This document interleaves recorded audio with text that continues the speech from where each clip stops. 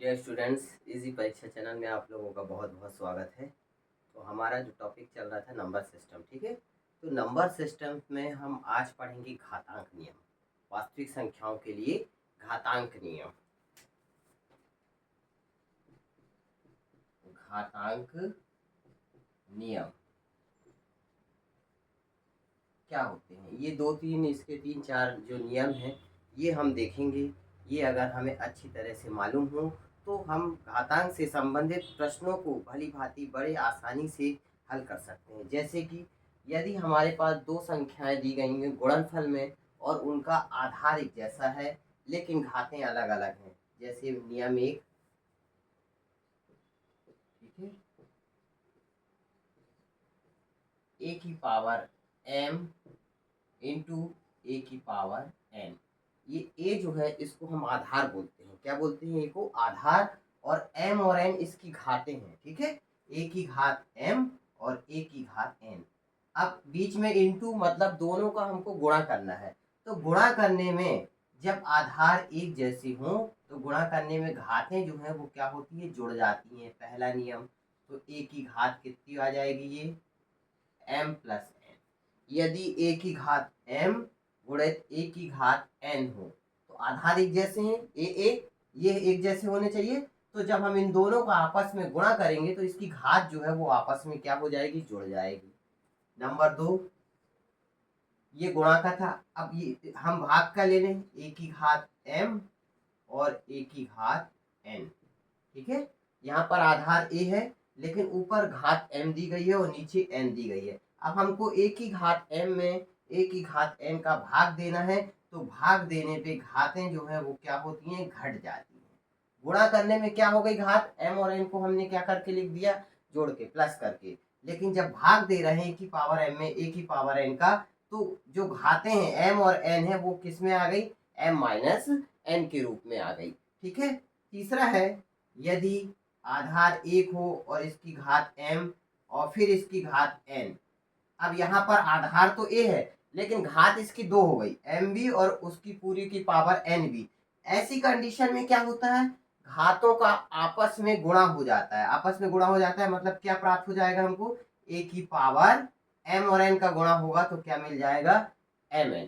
इस तरीके से ये नियम थे। और एक और हम देख लें, यदि अब आधार अलग होगा, यहाँ पर देखो सबकी बेस आधार सब में ए चल रहा है, ए चल रहा है। अब हम दो संख्या ले लें जिसके आधार अलग अलग हो जाएं, ए की पावर m गुणित बी की पावर बी की। अब यहाँ पर घातें एक हो गई, आधार अलग अलग हो गए ए और बी, लेकिन घातें कैसी हैं, एक जैसी हैं। तो जब घातें एक जैसी है, ए की पावर भी m है, बी की पावर भी m है, तो इनका हम गुणा करके ए गुणित बी और पूरे की पावर क्या लिख सकते हैं, m लिख सकते हैं, ठीक है। तो इस तरीके से ये चार नियम थे घातांक से संबंधित। यदि आधार एक जैसे हो तो गुणा करने में जो घात होती है वो जुड़ जाती है। यदि आधार हम एक जैसे हो और हमको भाग देना हो तो घातें घट जाती हैं। यदि घात के ऊपर घात लगी हो पूरे की तो घातों का आपस में क्या हो जाता है, गुणा हो जाता है। और यहाँ आधार अलग अलग हो लेकिन घात एक हो तो हम आधार का गुणा करके और घात को एक बार लिख सकते हैं। तो इन नियमों को अगर हम कंठस्थ कर लेते हैं तो घातांक से संबंधित कोई भी प्रश्न आए हम उनको बड़ी आसानी से हल कर सकते हैं। जैसे कि कुछ एग्जाम्पल हम देखें, 2 की घात 2/3 गुणित 2 की घात 1/3, ये प्रश्न आ गया हमारे पास, ठीक है। 2 की घात 2/3 इंटू 2 की घात 1/3। हम देख रहे हैं यहाँ पर हम कौन सा नियम लगा सकते हैं, नियम फर्स्ट। आधार क्या है, दो है दोनों जगह, ठीक है। आधार ए है, घातें अलग अलग हैं m और n, यहाँ घात 2/3 और 1/3। अब हमको दोनों का गुणा करना है तो इस नियम पहला हमारा क्या कहता है, यदि आधार एक जैसे हैं तो गुणा करने में आधार तो एक बार लिख जाएगा ये, लेकिन घातों को क्या करके लिख देंगे, हम जोड़ के लिख देंगे। तो हम इसको क्या लिख देंगे, दो आधार तो एक बार लिख देंगे लेकिन घात को जोड़ के लिख देंगे, 2/3 धन 1/3। तो ये हो जाएगा 2 की घात 2/3 और 1/3 जोड़ के क्या हो गया, 3/3। और ये 3 से 3 कट जाएगा, 3 एकम 3, 3 एकम 3, तो 2 की घात 1 अर्थात हमको क्या मिल जाएगा, 2 मिल जाएगा। इस तरीके से ये सवाल है। दूसरा नेक्स्ट, ये पहला सवाल हमने मान लिया। अब ये मान लो दे दिया गया 5 की घात 2 और पूरे की घात -7, इस तरीके से दे दिया गया। तो हम ये देखेंगे यहाँ पर हमारा कौन सा नियम लगेगा, नियम तीसरा, ए की पावर m और पूरे की पावर n। ऐसी कंडीशन में घातों का आपस में क्या हो जाता है, गुणा। तो यहाँ पर जो है घातों का आपस में गुणा होगा तो किसका किसका होगा, 2 का गुणा ऋण 7 में हो जाएगा। तो 2 सत्ते 14 और ऋण भी चिन्ह है तो ऋण 14। इस तरीके से 5 की घात जो है वो हमको क्या मिल जाएगा, ऋण 14। भाग वाला हम देखें, जैसे कि दे दिया गया 23 की पावर -10 अपॉन 23 की पावर 7 दे दिया गया। ठीक है, अब यहाँ पर कौन सा नियम लगेगा हमारा, भाग वाला नियम दूसरा। यदि आधार एक जैसे हैं ए है ना, 23 यहाँ घात mn है और यहाँ पर घात क्या दी गई है, ऋण 10 और 7 दी गई है। तो हम इसको क्या करेंगे, इनका जब हम भाग देंगे तो भाग देने में घातें क्या होती हैं, m में से n को क्या कर देंगे, घटा देंगे। तो यहाँ पर ये क्या हो जाएगा, 23 की पावर ऋण 10 में से ये m का मान क्या हो गया, -10 और n का मान क्या हो गया, 7। तो ये हो गया m और -n का मान 7। तो ये आ जाएगा 23 की घात ऋण 10 और ऋण 7 जोड़ के ऋण के क्या हो जाएंगे, 17 हो जाएंगे। तो इस तरीके से यदि हमको नियम मालूम है तो हम प्रश्नों को आसानी से हल कर सकते हैं। कुछ क्वेश्चंस देखते हैं हम और।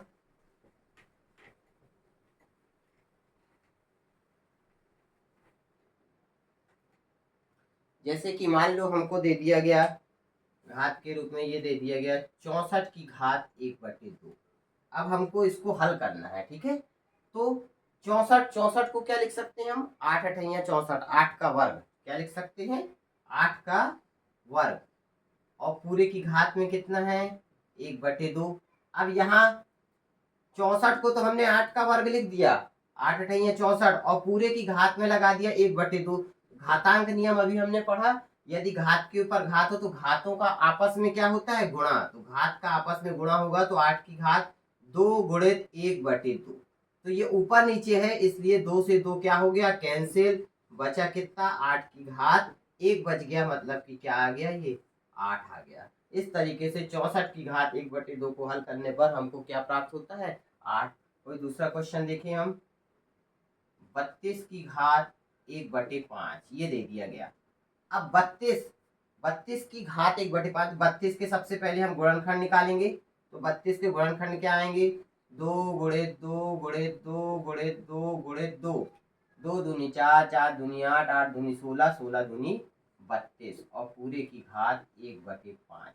गुणनखंड हम ऐसे भी निकाल सकते हैं, 32 ये 2 एकम 2, 2 छक्का 12, 2 अट्ठे 16, 2 चौके 8, 2 दूनी 4 और 2 एकम 2। ये आ गया 1 2 3 4 5 बार आ गया 2। अब यहाँ पर देखो 32 को हमने तोड़ दिया है, 32 के हमने गुणनखंड निकाल लिए हैं। अब हम देख रहे हैं यहाँ पर ये जो 2 है ये कितने बार है, 1 2 3 4 5 बार है। तो हम लिख सकते हैं 2 की घात 5 और पूरे की घात कितनी है, पूरे की घात है 1/5। अब यहाँ फिर वही घात का नियम आ जाएगा, घातों का आपस में क्या होता है हम जानते हैं, गुणा हो जाता है। तो 5 गुणित 1/5, फिर ऊपर नीचे से 5 से 5 क्या हो जाएगा, कैंसिल। तो क्या आ जाएगा आंसर, 2। इस तरीके से ये छोटे छोटे से प्रश्न हैं, ये हम बड़ी आसानी से सॉल्व कर सकते हैं। बस हमको घातांक के नियम हमें मालूम होना चाहिए, ठीक है। कुछ और क्वेश्चन हम देखते हैं इसी से संबंधित। जैसे कि दे दिया गया 16 की घात, अगला क्वेश्चन थर्ड नंबर 16, 16 की घात 3/4 दे दी गई। अब हमको इसको हल करने को बोला गया, वही चीज 16 के गुणनखंड निकाल लेंगे हम। तो 16 के गुणनखंड 2 गुणित 2 गुणित 2 गुणित 2, 2 दूनी 4, 4 दूनी 8, 8 दूनी 16 और इसकी घात में क्या है, घात में है इसकी 3/4।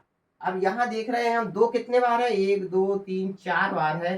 तो हम लिख सकते हैं 2 की घात 4 और पूरे की घात में है 3/4। ये एक जैसे प्रश्न है, इनको आप सॉल्व करोगे, अच्छी प्रैक्टिस हो जाएगी, आसानी से ये बनने लगेंगे। अब घातों का आपस में गुणा होगा तो 2 की घात ये 4 है, तो 4 गुणित क्या हो जाएगा, 3/4। तो 4 से 4 तो कैंसिल हो गया, लेकिन घात में कितना बच गया है, ये 3 बच गया, तो ये 2 की घात लिखेंगे हम 3, और 2 की घात 3 का मतलब होता है 2 को कितने बार लिखना है, 3 बार लिखना है। तो 2 दूनी 4, 4 दूनी 8। इस तरीके से ये प्रश्न है।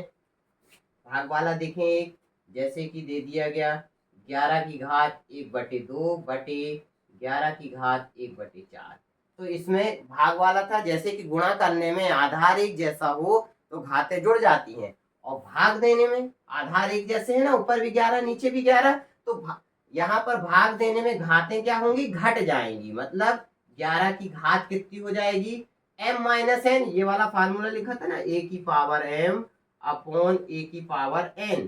तो इसको हम क्या लिख सकते हैं, a की पावर m-n। आधार एक बार लिखेंगे और m में से n को घटा देंगे। तो वही यहाँ पर हम करेंगे, 11 एक बार लिखेंगे और m-n, मतलब 1/2 में से 1/4 को क्या कर देंगे, घटा देंगे। तो 1/2 से 1/4 को घटाएंगे तो कितना आ जाएगा, ये 1/4। ठीक है। तो इस तरीके से ये घातांक के नियम पे आधारित कुछ प्रश्न थे। इनको आप सॉल्व, और भी कुछ क्वेश्चंस बुक से सॉल्व करेंगे तो ये समझ में आएंगे। ठीक है। और ये वीडियो अच्छा लगा तो इसे लाइक और शेयर करें। फिर हम मिलते हैं नेक्स्ट अगले वीडियो में। तब तक के लिए जय हिंद, जय भारत।